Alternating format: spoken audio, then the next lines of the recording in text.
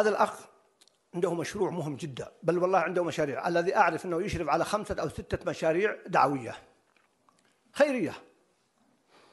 وتعرفون من أكثر ما تواجهه المشاريع الخيرية هي الأزمة المالية. كم من المشاريع توقفت بسبب ماذا؟ الأزمة المالية.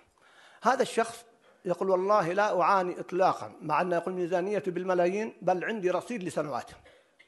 كيف؟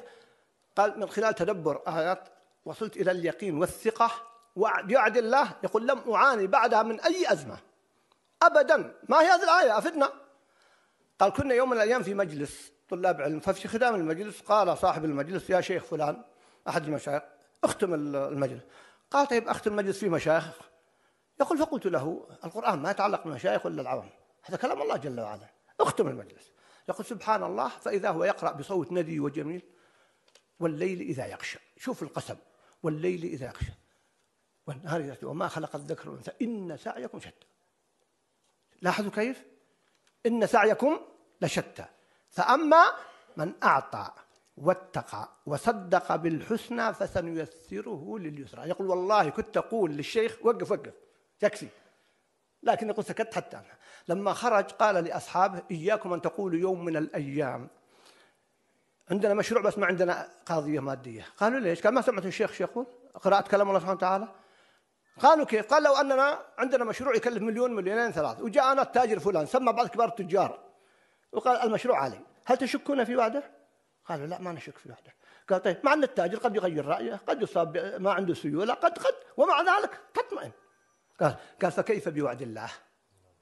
فأما من أعطى واتقى وصدق بالحسنى فسنيسره لليسرى. أمورهم. يقول والله ما عانيت منذ سنوات أي أزمة، بل يقول سألناه طيب كيف تطلب؟ قال والله ما أطلب من الناس. قال أقسم بالله لا أطلب، إنما يأتيني المال وأنا في مكان. يقين وعد.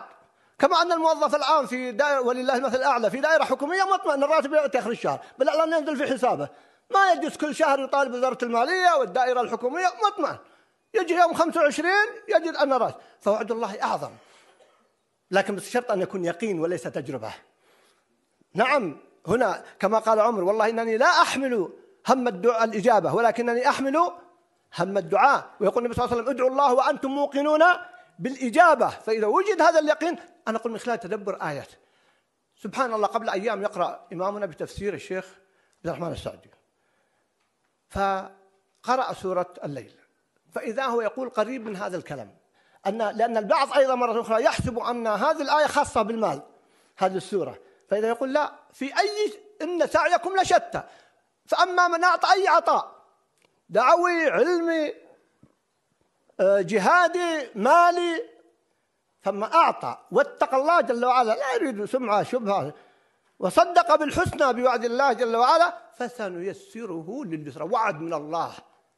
فإذا حدث تقصير فإنه من نفسك، من عائق.